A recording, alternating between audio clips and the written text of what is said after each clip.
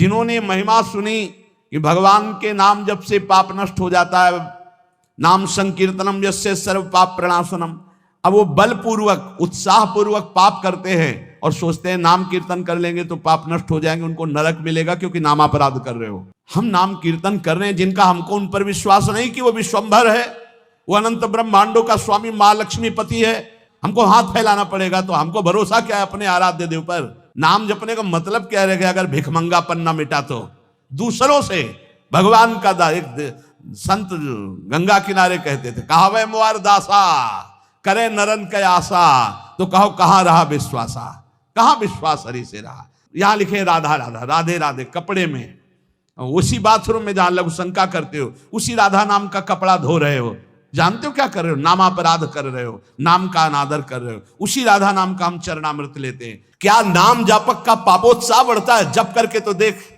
प्रश्न करने की जरूरत नहीं, नाम जप करके देख। हम कहते हैं नाम ही एक ऐसा जो सर्व पाप प्रणाशनम।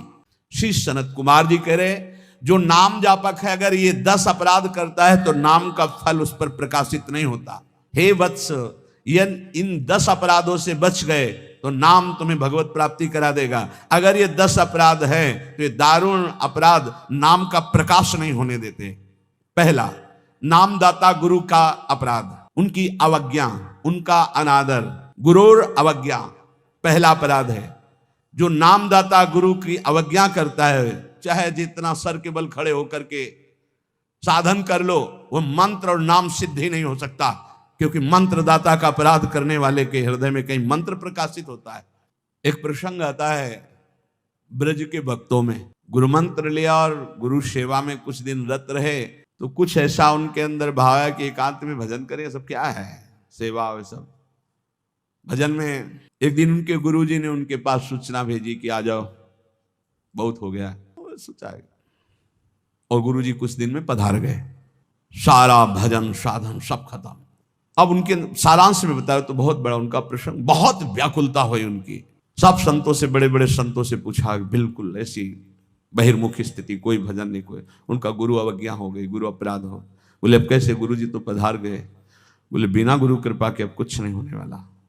आसन लगाओ गुरुदेव का, आवाहन करो, भूख प्यास सहते हुए खूब रो चिल्लाओ, जब गुरुजी इस पे प्रकट हो जाए आसन पर, वो संभाल ले तो संभाल ले, जीवन व्यर्थ चला गया।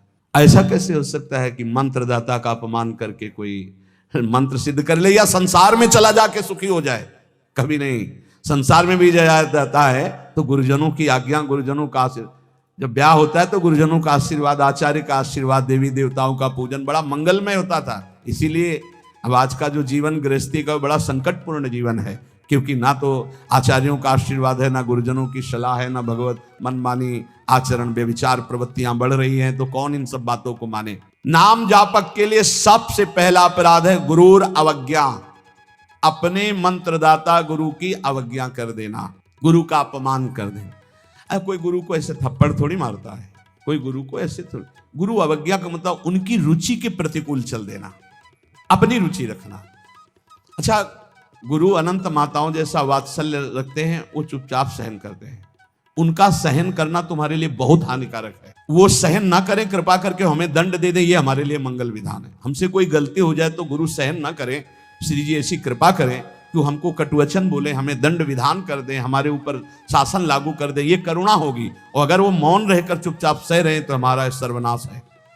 कि हम समझ रहे हैं हमारे गुरु जी प्रसन्न है और वो अंदर से वो जल रहे हैं इस बात से कि ये भगवत मार्ग के विमुख आचरण कर रहा है और मेरी बात नहीं मान रहा, अब मेरा अधिकार कैसे इस पर लागू हो सकता है, ये तो मान ही नहीं रहा। बस ये अवज्ञा होती सबसे। तेन वचन मानत गुरु द्रोही निस्दिन करत आपनो भायो, तो इत व्यवहार न उत्पर, तुम्हारा व्यवहार भी नहीं बच सकता और परमार्थ भी नहीं बन सकता। व्यवहार बच नहीं सकता और परमार्थ बन नहीं सकता। इत व्यवहार न उठ परमार्थ, बीच ही बीच जन्म गमायो। दूसरा, साधु नाम निंदाम, किसी भी नाम जापक वैष्णव संत की कभी भी निंदा ना करे। ये नामापराध है। सबसे पहला है गुरु अवज्ञा, दूसरा है साधु नाम निंदाम। और भेदम हरे हरो, भगवान शंकर और हरि में भेद न करे। वही हर है, वही हरि है, वो परस्पर एक लीला करते हुए विराजमान है। हरि और हर में कोई भेद नहीं, पक्का भेद नहीं।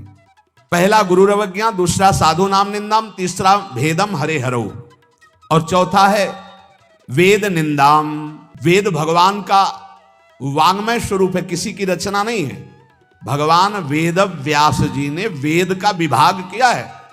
वेद की रचना तो स्वयं वेद प्रकाशित हुए हैं, वेद की रचना किसी ने नहीं की, स्वयं वेद प्रकाशित अपौरुषेय हैं, ये किसी के द्वारा लिखे नहीं हुए, स्वयं जैसे भगवान प्रकट हुए ऐसे वेद भगवान प्रकट हुए हैं। वेद की निंदा करने का अधिकार किसी को नहीं है।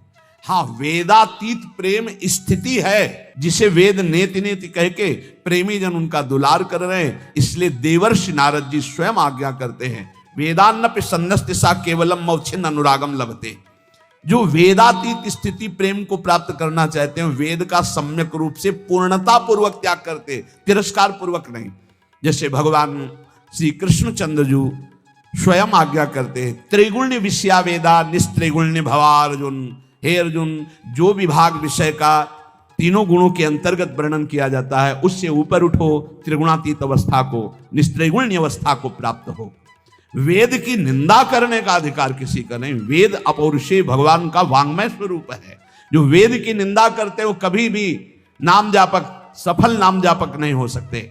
हरे नाम बलात् पाप शमीहनम, जिन्होंने महिमा सुनी कि भगवान के नाम जप से पाप नष्ट हो जाता है, नाम संकीर्तनम यस्य सर्व पाप प्रणाशनम। अब वो बलपूर्वक उत्साह पूर्वक पाप करते हैं और सोचते हैं नाम कीर्तन कर लेंगे तो पाप नष्ट हो जाएंगे, उनको नरक मिलेगा क्योंकि नामापराध कर रहे हो। भगवान नाम के बल पर पाप करना, वो नाम कीर्तन कर लेंगे ना सब पाप नष्ट हो जाएंगे। फिर कह रहे अर्थवादम हरिर्नामनि, भगवान के नाम की महिमा को सुन करके कि अरे ये तो सब फल स्तुति केवल वर्णन है, ऐसा नाम का फल नहीं है, ये नामापराध है। नाम के प्रति अर्थवाद की केवल फल स्तुति मात्र है, नाम की ऐसी महिमा नहीं है, ये नामापराध है। और पाखंडम नाम संग्रहे, नाम लेने में पाखंड फैलाना, नाम की आड़ में व्यभिचार करना, नाम की आड़ में रुपया कमाना, नाम की आड़ में मनमानी आचरण करना, ये पाखंड है। ये नाम में पाखंड फैलाना, ये सब पाखंड की अंतर्गत आता है। हम नाम कीर्तन कर रहे हैं, जिनका हमको उन पर विश्वास नहीं कि वो विश्वंभर है, वो अनंत ब्रह्मांडों का स्वामी मां लक्ष्मीपति है, हमको हाथ फैलाना पड़ेगा। तो हमको भरोसा क्या है अपने आराध्य देव पर?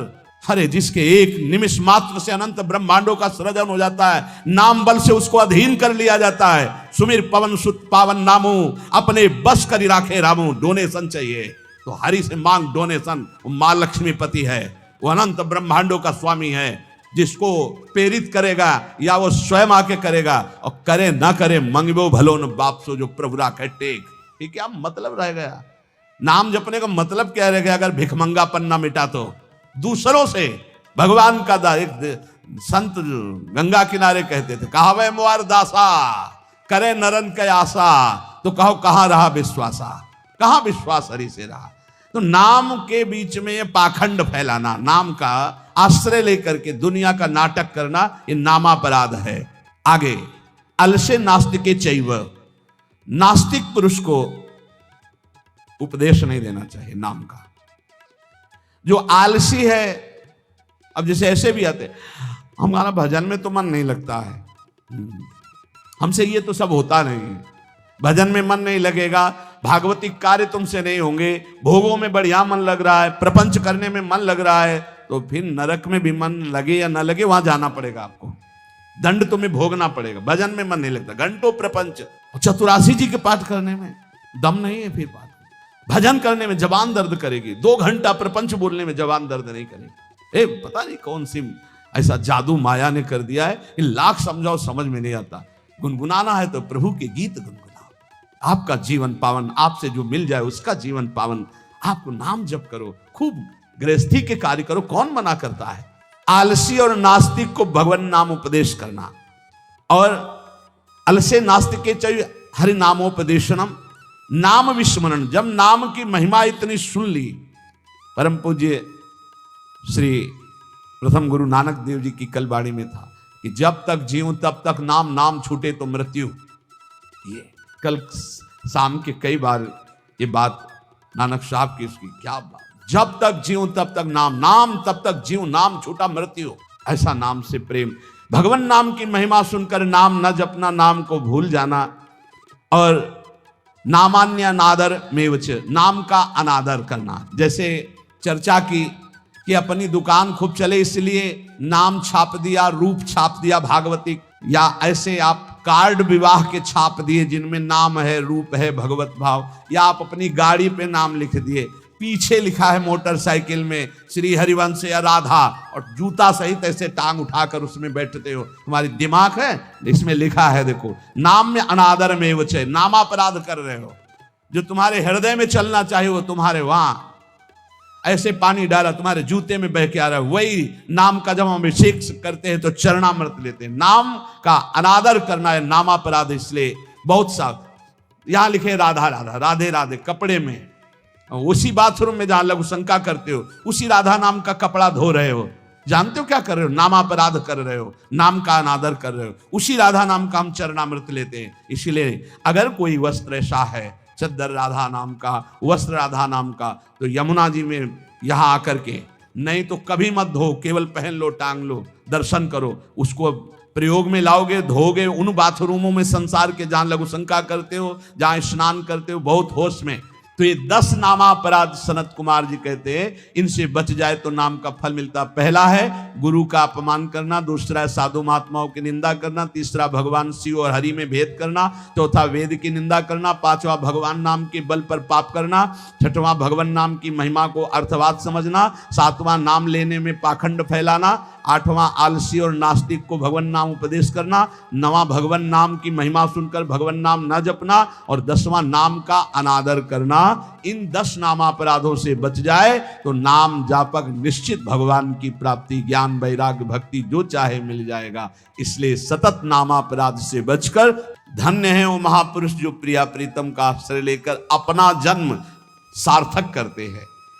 और जो भगवत ऋषि जी कहते हैं भगवत रसिक संग बिनु, जिनको संग मिला है, चाहे वो माता पिता का संग हो, चाहे मित्र का संग हो, चाहे गुरु का संग हो। भगवान ऋषभ देव जी कहते हैं कि जो हमको इस मायामयी मृत्यु के फांसी से छुड़ा देता है वही गुरु है, नहीं वो गुरु नहीं है।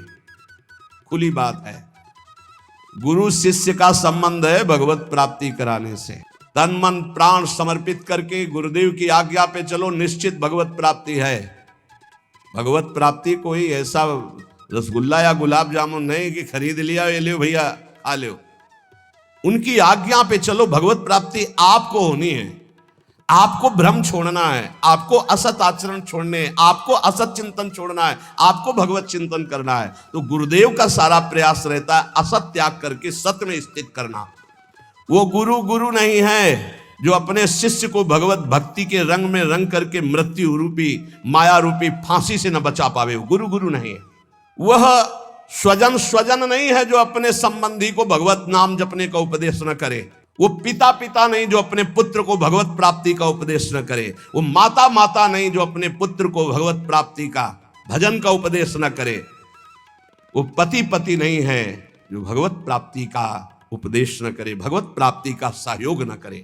इन सारे संबंधों की एक ही महानता है कि मुझे भजन भगवत प्राप्ति का संयोग बैठा ला जाए और इस जन्म में भगवत प्राप्ति कर ले, चाहे वो गुरु हो, चाहे माता हो, चाहे पिता हो, चाहे मित्र हो।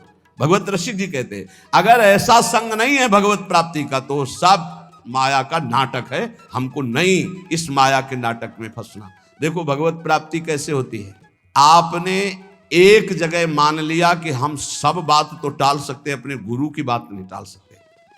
अब माया आपको नहीं परास्त कर पाएगी। बस सब कुछ तो है, हम बड़े नीच हैं, पतित हैं सब, लेकिन अपने गुरुदेव की बात में नहीं टाल सकता। इसके लिए मैं विश्व से विलग हो सकता हूं, शरीर छोड़ सकता हूं, प्राण छोड़ सकता हूं, बात जीत गया।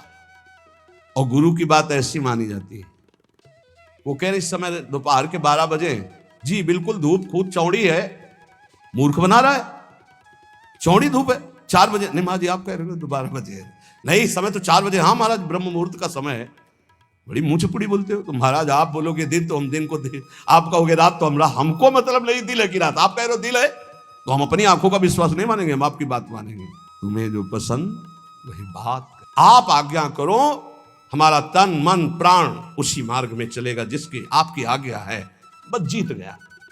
इसी बात का दुरुपयोग होता है। इसी बात का दुरुपयोग। वो गुरु गुरु ले जो भगवत प्राप्ति के मार्ग में न चला दे। देखो हम फंसे कहाँ हैं, बस सूक्ष्मता से समझना। भगवत प्राप्ति किसको होती है और भगवत प्राप्ति किसको नहीं होती, बिल्कुल सरलता से हम आपको समझा रहे हैं।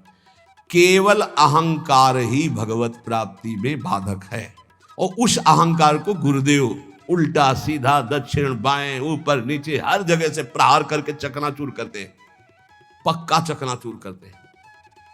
अब उसको केवल, आप तो कहते थे कल कि ऐसा है, आज आप कह रहे हैं ऐसा, ये प्रश्न नहीं होना। खड़े हो जाओ जी, खड़े हो गए, बैठ जाओ बैठ जाओ, आज के बाद ऐसा कभी नहीं करेंगे। हाँ करें, ये आज ये लाओ ना।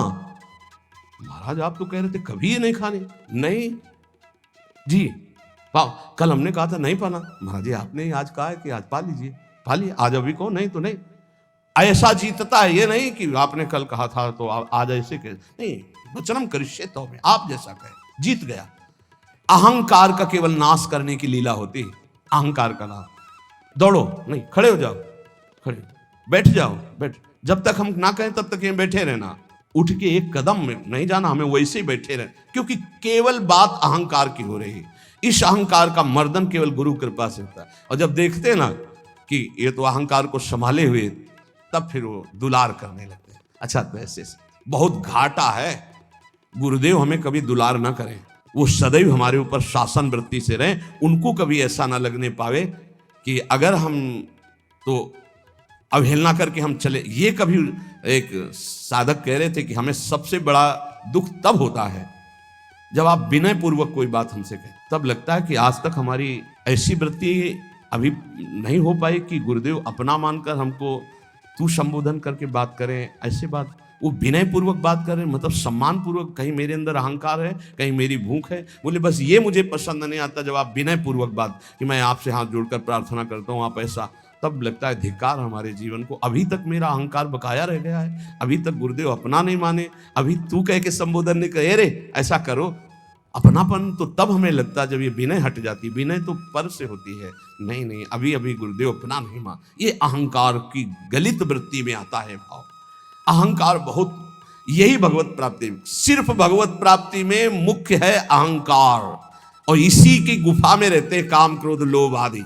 इसी का नाश होता है गुरु कृपा से। बस गुरु कृपा को समझना है कि वो तत्काल बदल सकते हैं, तत्काल हर तरह से चकना चूर करके चुप कौन रस बाड़े जा बोली बोली भारी। ये केवल गुरु से ही होता है, ये हमने जीवन में देखा। केवल गुरु, एक जगह यार इतना रख लो, एक जगह इतना रख, वो जैसे चाहे वैसे, बिल्कुल एक जगह उनकी आज्ञा पे हो जाओ। अभी अभी अभी ये अहंकार गलित होना, ये केवल गुरु से गलित होता है। हमने अपने जीवन के अनुभव में देखा, केवल गुरु से गलित होता है अहंकार, किसी साधन से नहीं। गुरु वही है जो मृत्यु की फांसी से मुझे मुक्त करके भगवत साक्षात्कार करा दे। वही माता, वही पिता, वही संबंधी है।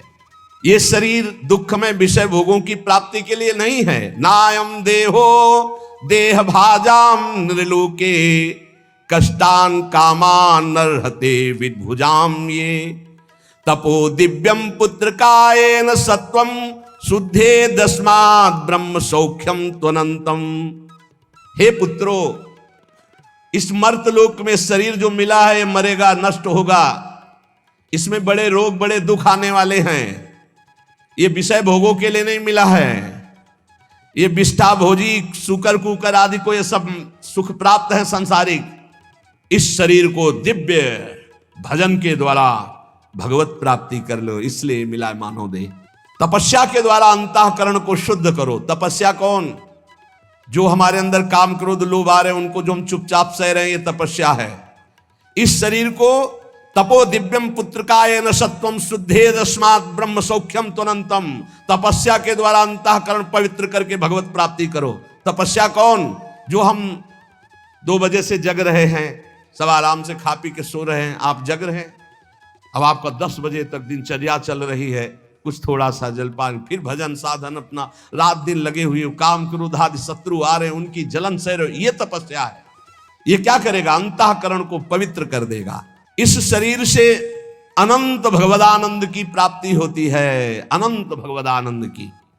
शास्त्रों ने बताया है, महत्सेवाम द्वारमाहुर विमुक्ते स्तमो द्वारम योषिताम संग संगम। यदि संत महापुरुषों का संग मिल जाए तो मोक्ष का खुला हुआ द्वार है, और यदि कामी पुरुष का संग मिल जाए, कामिनी में आसक्त, नाना प्रकार के भोगों में आसक्त, तो बोले नरक की सर्टिफिकेट है पक्का। संग से ही उत्तम गति होती है, संग से ही निम्न गति की प्राप्ति होती है। महत् सेवाम तो द्वार माहुर विमुक्ते, संतों की सेवा, संतों का संग, संतों की आज्ञा का पालन तो मोक्ष पदवी, भगवदानंद। और विषयी पुरुषों का संग, विषय सेवन तो कह रहे तमो द्वारम योसिताम संग संगम, ऐसे कामी नीच पुरुषों का संग नरक प्रदान करता है। कसम देने की जरूरत नहीं, ऐसे पुरुषों का तो संग ही नहीं करना चाहिए। वो कहते हैं हमारी दोस्ती, अरे तिलांजलि देते तुम्हारी दोस्ती को, कभी मत आना, कभी मत बुलाना, कभी संग मत करना। नीच आचरणों में फंसाने वाले दोस्त नहीं दुश्मन होते हैं। किसी को नष्ट करना, उसको व्यसन दे दो, किसी को नष्ट करना, उसे भोगों में फंसा दो, नष्ट हो जाएगा अपने आप। तो नष्ट करने वाला दोस्त होता है कि दुश्मन होता है? ये बड़ा विचित्र माया का खेल है कि दुश्मन दोस्त बन करके आता है, हम उसे स्वीकार कर लेते हैं। तमो द्वारम योषिताम संग संगम, जो कामी पुरुष है, व्यसनी पुरुष है, व्यभिचारी पुरुष है, नाना प्रकार के कुमार्गगामी प्रवृत्तियों का, तो हमें कभी ऐसों का संग नहीं करना चाहिए। महांतस्ते समचित्ता प्रशांता विमन्यवः सुहृदा साधो, ये अब कहते हैं जिन महापुरुषों का संग मोक्ष का खुला हुआ द्वार है, वो कैसे होते हैं? सब में अपने प्रभु को देखने वाले महात्मा को महापुरुष कहा गया है। वासुदेवा सर्वमिति स महात्मा सुदुर्लभा, सबके हृदय में एकमात्र भगवान विराजमान, समचित्ता और परम शांता, किसी भी द्वंद्व की स्थिति में अशांत न हो। और कह रहे हैं विमन्यवः, किसी भी स्थिति में क्रोध ना आने पावे, क्रोधहीन। और सुहृदा साधो, ये सबका हित चिंतन करने वाले, सदाचार परायण, उनको महापुरुष करते हैं। जो ऐसे महापुरुषों का संग करता है वो निश्चित भगवत प्राप्त हो जाता है। अब एक भगवत प्राप्ति का बिल्कुल सरल उपाय बता रहे हैं कि यदि आप जितेंद्री नहीं हैं, बड़े भजनानंदी नहीं हैं, आपका मन भगवान में निरंतर नहीं लगता है, तो तुम्हें हम बता रहे हैं कि तुम्हें भगवत प्राप्ति सहज में हो जाएगी। कैसे? बोले कायेन वाचा मनसेन्द्रियैर्वा बुद्ध्यात्मना वानुसृत स्वभावात् करोति यदि यत् सकलम परस्मै नारायणायेति समर्पयेत् तत्। यहीं से प्रारंभ हुआ था साधन मार्ग। जब घर से निकले थे तो प्रारंभिक साधना यही थी, इसी श्लोक की थी। भागवत धर्म का अनुष्ठान, गायत्री अनुष्ठान आदि तो अलग चल रहे थे, लेकिन ये हृदय का भागवत अनुष्ठान भागवत धर्म का था। महापुरुषों ने, ऋषियों ने बहुत से मार्ग बताए भगवत प्राप्ति के, धर्म के बड़े कठिन कठिन मार्ग हैं, लेकिन हम तुम्हें वो मार्ग बता रहे हैं। नवयोगेश्वर में जी कह रहे सुगम से सुगम उपाय, सब कोई कर सकता है, स्त्री पुरुष बालक सब कोई कर सकता है। ये भगवत प्राप्ति का बिना पढ़े लिखे वाला भी कर सकता है। भोले से भोले अज्ञानी मनुष्य सुगमता पूर्वक दिव्य गति प्राप्त करेंगे इस साधन से। इसका नाम है भागवत धर्म। इस मार्ग में, भागवत धर्म में बड़ी से बड़ी त्रुटि हो जाए तो भी पतन नहीं माना जाएगा। बड़ी महिमा इसकी है। देखो, अन्य साधनों में अगर त्रुटि हो गई, जैसे आप 20 वर्ष से ब्रह्मचर्य हैं और एक दिन व्यभिचारी बन गए तो 20 वर्ष का ब्रह्मचर्य का क्या, ऐसे हर साधन में है। लेकिन भागवत धर्म में, नाम जप में, इनमें यह सिद्धांत लागू नहीं होता। आप 20 बार नाम जप किए हैं, इसके बाद भ्रष्ट हैं, तो 20 बार नाम जप आपका, आपके कल्याण का कार्य करेगा। 19 नहीं होगा, वो 20 ही रहेगा। 21 से शुरू होगा जब आपका शुरू होगा। किसी ने कहा कि आप महाराज जी कहते हैं नाम जप से सारे पाप नष्ट हो जाते हैं, तो लोगों का उत्साह नहीं बढ़ेगा पाप कर्म करने में। तो आप ध्यान से सत्संग नहीं सुनते हैं, तब ऐसा प्रश्न आता है। जब कभी ऐसा वर्णन होता है कि तुम चाहे जितने पाप किए हो, नाम जप करने से सारे पाप नष्ट हो जाते हैं, तो वहां एक जरूर बात हम कहते हैं, अब लो नसानी अब ना नसई हो। आज तक किया, लेकिन हे हरि आज के बाद पाप नहीं करूंगा। तो हम वादा करते हैं, मेरे भगवान के वचन है, अहम त्वाम सर्व पापेभ्यो मोक्षयिष्यामि मा शुचा। और सूक्ष्म रूप से अगर आपने ध्यान से सुना हो कि अगर आज आप कहते हैं कि हे भगवान मैं आपकी शरण में हूं, अब आज से मैं पाप बंद करके आपका नाम जप करूंगा, पक्का आप निष्पाप हो जाएंगे। लेकिन कल फिर पाप जानबूझकर करते हैं तो प्लस हो जाएगा पीछे का। ध्यान से सत्संग सुनोगे तो प्रश्न नहीं उठेगा। क्या नाम जापक का पापोत्साह बढ़ता है? जप करके तो देख, प्रश्न करने की जरूरत नहीं। नाम जप करके देख, हम कहते हैं नाम ही एक ऐसा है जो सर्व पाप प्रणाशनम। और देखो ये तो हम कह रहे हैं, लेकिन इतने में से जितने बैठे हो हमें बताना कि एकदम ब्रेक मार के हमें दिखा दो कोई कि आज से भीष्म प्रतिज्ञा है और निर्वाह करके दिखा दो। ये तो कृपालु भगवान है, कह रहे हो, हम भी कह रहे हैं कि आज से हम पाप नहीं करेंगे।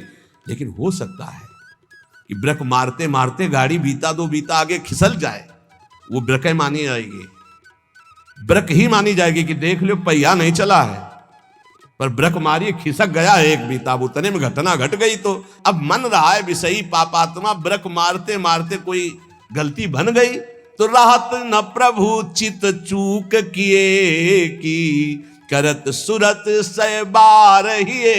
ये उसकी बात कह रहे जिसने ब्रेक मारी पर चूक हो गई, ये उसकी नहीं कह रहे जो सुन के चूक करेगा। उसके लिए फिर नाम के बल से अपराध करने वाले को नामापराध लागू हो जाता है उस पर। कानून कानून है। अब ये जो भागवत धर्म का बोले, इसमें किसी भी निमित्त से प्रमाद हो जाए तो वो कर्तव्य से च्युत नहीं होता। जैसे जीटी रोड बड़ा है, खाली है, आंख मूंद के चलो तो गिरोगे नहीं, बहुत प्लेन जीटी रोड। ऐसे ये बिल्कुल जो मार्ग भगवत प्राप्ति का भी बता रहे हैं भागवत धर्म का, बोले इससे आंख बंद करके दौड़ने पर भी कोई गिरेगा नहीं, अर्थात इस मार्ग में पतन है ही नहीं, गिरने का तो कोई सवाल ही नहीं। इसको कहते हैं भागवत धर्म।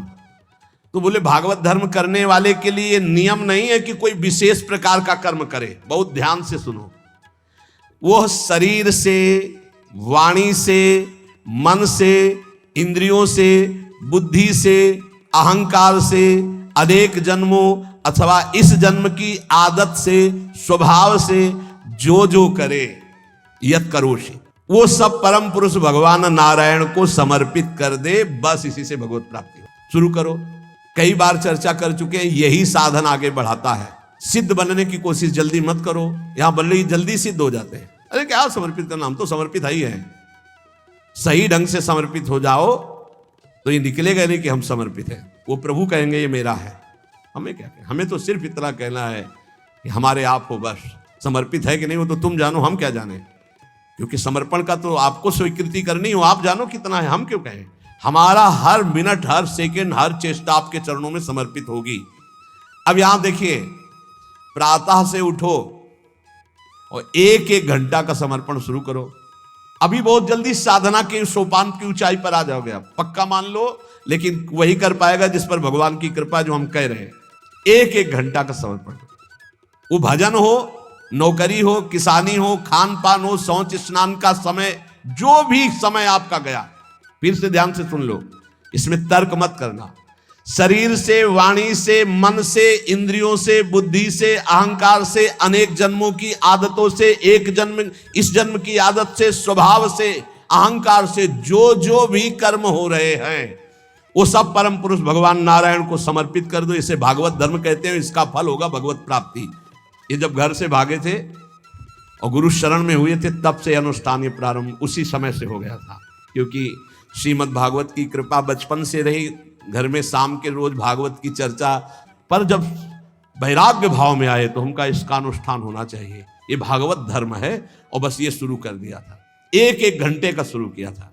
जैसे सुबह 7 से 8 बजे तक नाम जप करते हुए शौच स्नान इस आपका 8 बजे, हे करुणा निधान भगवान, 7 बजे से 8 बजे के समय में जो भी कर्म बनाओ आपके चरणों में समर्पित।